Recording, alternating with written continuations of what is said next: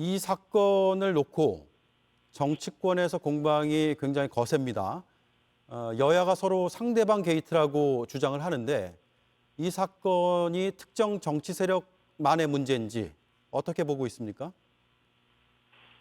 정치는 솔직히 잘 모르겠습니다. 저는 그냥 업자일 뿐이고요. 돈을 벌려고 노력하고 그래서 가족을 부양하려는 가장일 뿐입니다. 더 잘 살고 싶어서 가족한테 더 좋은 걸 해주고 싶어서 개발업을 하는 개발 사업자가 제 직업인 사람이고요. 정치는 사실 잘 모르겠습니다. 예. 사업 자체에서도 배제돼 있었고요. 이번 사태도 결국 정치나 유명 법조인들이 끼어들면서 사건이 커진 것 같다는 생각을 하고 있습니다. 자, 남욱 변호사는 한나라당 청년위원회 부위원장 출신이고 그래서 반대쪽에서는 국민의힘 게이트다라는 주장도 합니다. 지금까지는 야당 인사들이 다수가 등장을 했고요. 네.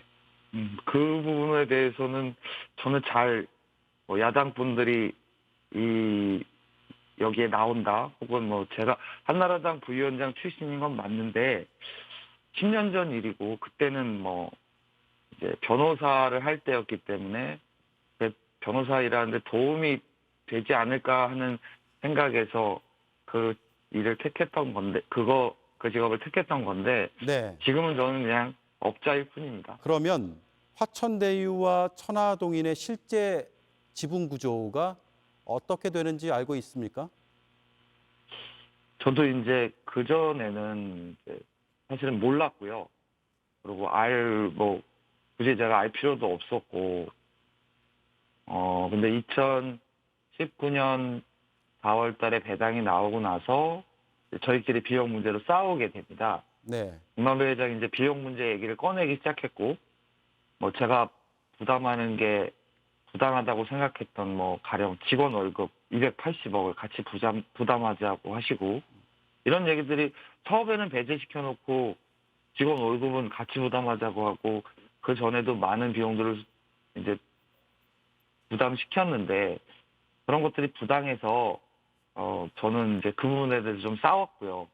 그때 이제 제가 지분 구조를 확인하게 됐고 등기부등본을 띄워봤더니 정말로 김만배 회장 지분이 49%, 저는 25% 갖고 있는 걸 제가 알고 있었으니까 정영학 회계사가 15.9% 이렇게 지분 구조를 가지고 있더라고요. 이런 지분 구조는 누가 짜놓은 건가요?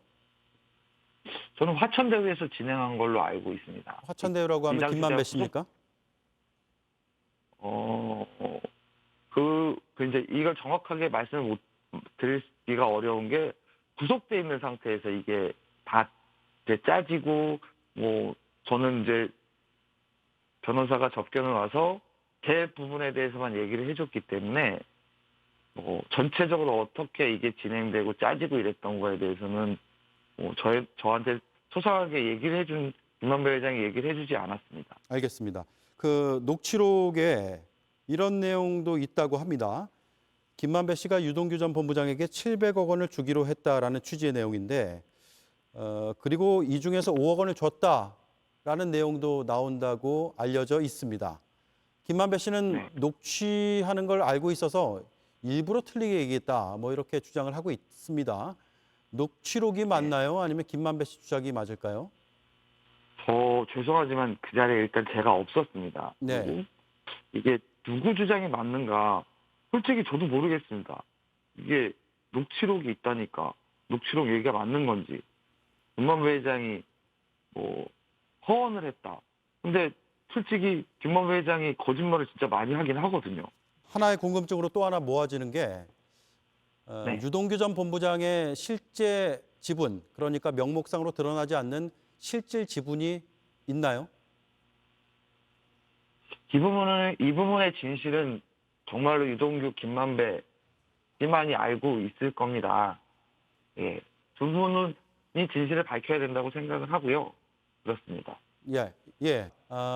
유동규 전 본부장 외에 공공 영역에서 이런 식으로 지분을 가진 사람이 더 있을까요? 다른 분들의 이름을 듣거나 거론해 본 적은 없습니다. 김만배 네. 회장님께서. 정민용 변호사 얘기를 좀 하겠습니다. 네. 대학 후배입니까? 예, 그렇습니다. 예.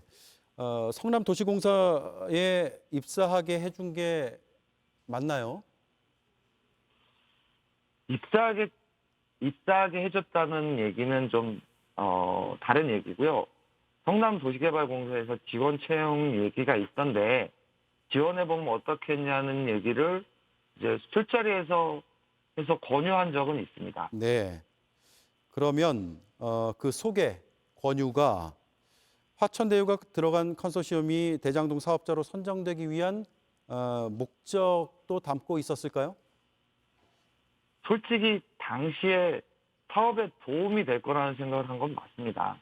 예. 그런데 구체적으로 뭔가를 계획한 건 아니었고요. 그렇게까지 깊게 생각하고 그 정민용 변호사한테 권유를 했던 건 아니었습니다. 실제로 정민용 변호사가 입사하고 나서 유동규 전 본부장 산하의 전략사업팀장이 됐습니다. 컨소시엄의 심사위원으로도 들어갔습니다. 이거 유동규 전 본부장하고 사전에 논의된 내용 아닙니까? 이제 언론에 공개되고 있는 소위 뺨 사건 이후로는 유동규 본부장을 이제 2020년 6월 전까지는 6년 동안 만난 적이 없습니다. 예. 자, 유원홀딩스라는 회사도 등장을 했습니다. 정민용 변호사와 유동규 전 본부장이 동업하는 회사인가요? 본인은 맞다고 했다는 얘기를 언론 기사에서 봤습니다. 근데 그 이전에 정 변호사는 저에게 처음에는 자기가 직접 운영하는 회사라고 이야기를 했었습니다. 네. 유원홀딩스가 유동규 전 본부장이 배당금을 돌려받는 창구로 만들어진 게 맞는지에 대한 의구심도 있습니다. 어떨까요? 뭐 이 역시 이제 녹취록이 있다는 얘기를 제가 언론 기사를 통해서 봤는데 아까도 말씀드렸지만 제가 그 자리에 없었고요.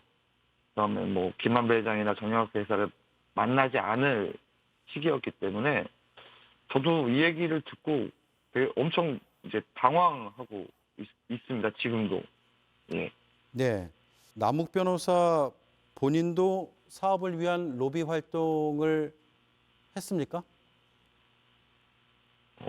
계속 말씀드리지만 제가 사업에서 배제돼 있었고 지분만 갖고 있었고 그다음에 배당 받으면 될 문제인데 굳이 제가 로비를 할 이유도 없고 한 사실도 없고 그렇습니다. 사업에 관련된 사람들과 지금 관계가 많이 틀어져 있는 상태인가요? 지금은 그렇습니다. 이제 비용 문제로 싸움이 일어난 이후에 이제 각자의 기존에 사용했던 돈들이 있을 거 아닙니까? 뭐 이제 여러 가지 사업 비용들이 들어갔을 테니까 그런 것들을 이제 서로 약속한 것들이 있는데 김만배 회장께서 뭐 저는 거짓말이라고 계속 생각을 하고 지금도 있긴 하지만 뭐 그런 지금 소위 한간에 얘기되는 뭐 350억 이런 얘기들을 하면서 그 실제로 써야 되는 비용들 아까 말씀드린 그 직원들의 280억 비용 문제 그다음에 뭐 세간에서 얘기가 되는 정 씨에 대한 비용 부담 문제 이런 것들은 이제 저하고 정영학 회사한테 이제 최초의 약속과 달리 계속 이제 떠넘겼거든요. 그러면서 저희도 이제 약속이 자꾸 번복되니까 이제 좀 죄송한 얘기지만 저희끼리도 싸움이 난 거였죠. 예. 예. 곽상도 의원의 아들이 어떻게 화천대유에 들어오게 됐을까요? 혹시 들은 거 있습니까? 이것도 되게 죄송한 얘기지만 뭐 화천대유의 직원들이 누가 있는지도 제가 몇몇 분들은 이제 옛날부터 알던 분들이어서 아는데 뭐 16분인가 계시다는 것도 기사를 보고 알았고요. 화천대유 사무실에도 저는 한 번도 못 가봐서 사무실도 사실 사무실이 어딘지도 잘 알지 못합니다. 그래서 그런 상황인데 왜 그분이 들어오셨는지 이런 거를 제가 답변을 드리고 싶어도 알지를 못해서 답변 드릴 수가 없어서 되게 죄송하게 생각하고 있습니다. 네. 50억 원의 퇴직금 또 위로금이 지급됐다고 돼 있고 검찰 수사도 이루어지고 네. 있습니다. 산업재해를 입어서 줬다라고 김만배 씨는 주장을 한 바가 있습니다. 이게 그동안 사업을 관여하면서 본 시각으로 말이 된다고 생각하나요? 저도 뭐 상식적이지 않다고 생각하고 있습니다. 박영수 전 특검에 따른 어떻게 입사를 하게 됐을까요? 마찬가지 답변을 드릴 수밖에 없는데요. 네. 화천대유 일이라 제가 밖에서는 알 수 없는 일이었습니다. 네. 자, 곽상도 의원, 또 박영수 전 특검, 그 외에 여러 법조인들이 등장합니다. 어, 네. 이런 분들은 왜 등장하는 겁니까? 그 부분도 김만배 회장님한테 여쭤보셔야 답변을 들으실 수 있을 겁니다. 다 그분, 김만배 회장님하고 친한 분들인 걸로 알고 있고요.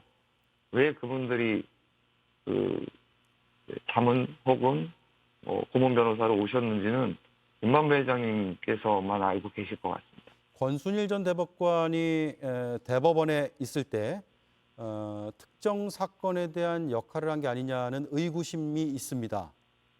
들은 적 있나요? 저도 이번 기사를 보고 솔직히 이건 좀 뜨악했습니다. 왜 저분이 굳이 고문 취업이 안 돼서 직원으로 계약해가면서까지 솔직히 이런 것들이 자꾸 쌓이면서 의혹들이 자꾸 생기고 이런 사달이 난 게 아닌가 생각하고 있습니다. 그러면 아까 이런 질문은 김만배 씨에게 해야겠다라고 얘기를 하셨는데 그 네. 외에 법조인들도 많습니다. 김만배 네. 씨가 데려온 사람이 더 있을까요? 뭐 지금 나와 있는 분들 중에 저는 그 이번에 김 사장님인가 그런 분들은 이번에 처음 들었습니다. 그 전에 지금 최초에 나온 분들 얘기는 제가 들었었고요. 2019년도에. 네. 국민적으로 분노가 큰 사건입니다. 그 사건의 핵심 중에 핵심으로 보도되고 있습니다. 더 할 네. 말이 있습니까? 네. 다시 한번 머리 숙여 사과드리겠습니다. 이제 저는 처음에는 제 일이 아니라고 생각을 했고, 그래서 제가 설명하고 말고 할 일이 아니라고 생각했었습니다. 근데 이제는 제가 이번 일과 관련이 없다는 것을 적극적으로 소명해야 되는 상황이 돼버렸고요. 그래서 저도 이제 부딪혀서 진실을 밝힐 생각입니다. 네. 아무것도 모르는 가족들한테도 너무 미안하고요. 저로 인해 이제 사실이 아닌 일로 집사람의 명예가 완전히 실추됐는데 그것도 너무 미안합니다. 초등학교 다니는 두 애들이 영문도 모르고 학교를 못 가고 있습니다. 지금 저 때문에. 그래서 피해하고 도망가는 아빠 모습으로 비춰지고 싶지 않습니다. 빠른 시간 내에 귀국해서 성실히 검찰 조사에 임하도록 하겠습니다. 사과를 하셨는데 어떤 네. 부분에 대한 사과입니까? 일단 이런 일 자체에 개입된 것 자체가 무조건 사과드려야 되는 일이라고 생각합니다. 그냥 저는 일반 일개 업자이고 개발업을 하는 사람인데 너무 많이 이제 뭐 여러 법조인도 등장하고 정치인도 등장하고 이러면서 뭐 특혜 의혹도 나오고 이러면서 전 국민의 공분을 사게 됐고요. 그 의혹의 중심에 또 제가 있으니까 뭐 어쨌든 그런 자체가 너무 죄송스럽고 그로 인해서 뭐 제가 책임질 일이 있으면 당연히 책임을 질 거고요. 그래야 네, 하고요. 예. 알겠습니다. 그런 의미로 말씀드리는 겁니다. 네. 예. 자, 궁금한 게 하나가 더 생겨가지고요. 네네, 말씀하십시오. 이런 사업의 구조는 특혜였다고 봅니까? 솔직히 이제 모르겠습니다. 이제 특혜였다, 아니다의 기준이 법률적 기준과 그다음에 일반 사람의 기준이 있을 거지 않습니까? 네. 예. 근데 그 기준이 과연 같은가에 대해서는 전 사실 모르겠고, 어쨌든 문제가 불거졌고 계속 의혹이 나오니까 명확하게 그 의혹이 해소돼서 이제 국민들께서도 잘못한 건 잘못한 거, 그 다음에 잘못 알고 계신 건 잘못 알고 계신 거, 이런 것들이 이런 사실관계가 정확하게 밝혀지는 게 맞다고 저는 생각합니다. 자, 그러면 통상적인 방식의 사업 구조입니까? 이 왜냐하면 부분도요. 통상적이냐 아니냐를 토대로 특혜 네. 여부를 가늠해 볼 수도 있잖아요. 네. 무슨 말씀인지는 이해했습니다. 근데 어 일반적으로 이제 모든 시행 사업이 하이 리스크 하이 리턴이긴 합니다. 큰 네. 돈이 들어가고 뭐 사실 이런저런 로비도 필요하기도 하고 술 먹이고 사람 만나고 이래야 되는 일입니다. 뭐 어떨 때는 산정할 수 없는 비용이 많이 들어가기도 하고요. 개발업자 입장에서는 막대한 돈이 들어가고 엄청난 시간이 들어가는 일이긴 합니다. 개인한테는 어마어마한 리스크 있는 일이기도 하고요. 근데 이 사업 자체는 이게 특혜다 아니다는 제가 이제 깊숙이 관여를 해서 뭐 설계에도 관여를 하고 뭐 이랬다면 제가 뭐 항변을 할 수도 있고 뭐 그렇겠지만 이 지금도 구조 자체에 대해서 제가 정확히 이해를 못하고 있기 때문에 이 부분에 대해서 특혜다 아니다라고 말씀드리는 게 되게 부적절할 것 같습니다.